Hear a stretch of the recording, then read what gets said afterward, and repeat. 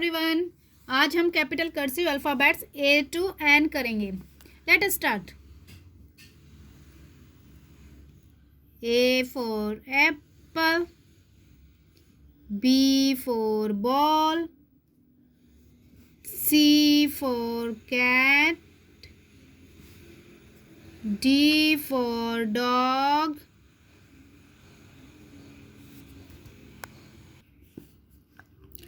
E for elephant, F for fish, G for grapes, H for hen, I for ice cream, J for jug, K for kite,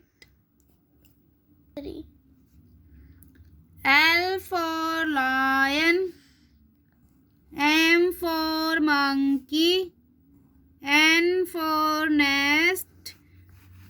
आज हम करेंगे capital cursive ओ, capital cursive P और capital cursive Q. तो ध्यान से देखेंगे। हमने क्या करना है, सबसे पहले स्लैंटिंग लाइन लेकर ऊपर गए, टच किया लाइन से, वापस यहाँ तक लाकर इसको सर्कल बनाना है ऐसे, ठीक है। फिर इसी को ऐसे घुमा देंगे। ओ फॉर ऑरेंज, इस तरह से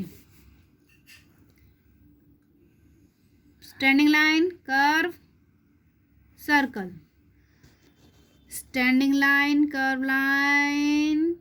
P for parrot, Q for queen, O for orange की तरह बनेगा, बट इसमें हम कर्व नीचे बनाएंगे।